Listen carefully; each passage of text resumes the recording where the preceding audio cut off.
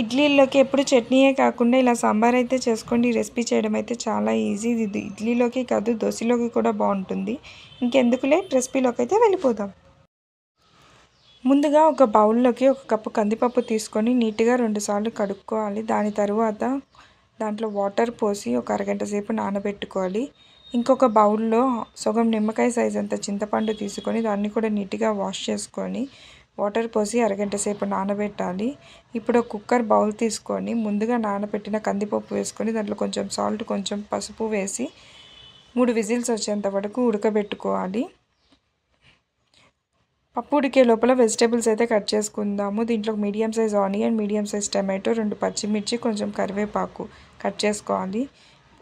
పప్పు ఉడికిపోయిన తర్వాత దాన్ని నీట్గా మనము పలుకులు లేకుండా మెత్తగా అయితే స్మాష్ చేసుకోవాలి. 1/2 అవర్ పప్పు నానబెట్టుకోవడం వల్ల మనకి పప్పు తొందరగా ఉడుకుతుంది, మెత్తగా అవుతుంది. ఇప్పుడు స్టవ్ వెలిగించి ఒక కడాయి పెట్టుకొని దాంట్లో కొంచెం ఆయిల్ పోసుకోవాలి. ఆయిల్ వేడెక్కాక కొంచెం ఆవాలు, కొంచెం జీలకర్ర వేసుకొని వేయించుకోవాలి. ఆవాలు, జీలకర్ర చిటపట అనిన తర్వాత దాంట్లోకి ముందుగా కట్ చేసుకున్న ఆనియన్ ముక్కలు అయితే వేసుకోవాలి. ఇవి ఎక్కువ ఫ్రై అవ్వక్కర్లేదండి, టాస్ చేస్తే చాలు. దాని తర్వాత దాంట్లోకి ముందుగా కట్ చేసుకున్న పచ్చిమిర్చి, కరివేపాకు అయితే వేసుకుందాము. అన్నీ కొంచెం వేగిన తర్వాత దాంట్లోకి మనం ముందుగా కట్ చేసి పెట్టుకున్న టమాటో ముక్కలను అయితే వేసుకుందాము.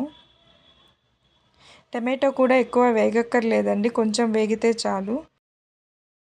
ఆనియన్, టమాటో వేగిన తర్వాత దాంట్లోకి మనం ముందుగా ఉడకబెట్టుకున్న కందిపప్పును అయితే వేసుకుందాము. వేసి మొత్తం ఒకసారి అయితే కలుపుకొని పప్పు కొంచెం ఉడికించుకుందాము.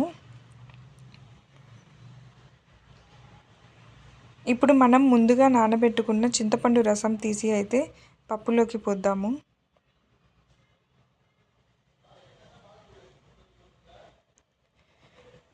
ఇది సాంబార్లోకి ఇంకొంచెం వాటర్ అయితే యాడ్ చేసుకుందాము. నీళ్లు పోసుకున్న తర్వాత 1 స్పూన్ మనం సాంబార్ పౌడర్ అయితే వేసుకుందాము. దాంతోపాటుగా ఉప్పు, కారం అయితే వేసుకుందాము. అది మీ రుచికి సరిపడినట్లుగా మీరు వేసుకోండి. అంతా ఒకసారి కలుపుకోవాలి. కలుపుకొని మూత పెట్టి బాగా తెరలించుకోవాలి. సాంబార్ బాగా తెరిలిన తర్వాత దానిలోకి అయితే మనం బెల్లం యాడ్ చేసుకుందాము. బెల్లం అనేది ఆప్షన్, మీరు వద్దనుకుంటే స్కిప్ చేసేయచ్చు. బెల్లం కానీ ఇడ్లీలోకి బెల్లం వేస్తేనే టేస్ట్గా బాగుంటుంది సాంబారు. అంతే అండి, ఎంతో సింపుల్గా ఈజీగా అయితే సాంబార్ రెడీ చేసేసుకోవచ్చు. ఇది ఇప్పుడు ఇడ్లీలోకి తింటే చాలా యమ్మీగా టేస్టీగా ఉంటుంది. లాస్ట్లో కొంచెం కొత్తిమీర వేసుకొని ఒక్కసారి అయితే బాయిల్ చేసుకుందాము. అంటే అండి సాంబార్ రెడీ. ఇది ఇడ్లీలోకి అయితే చాలా బాగుంటుంది.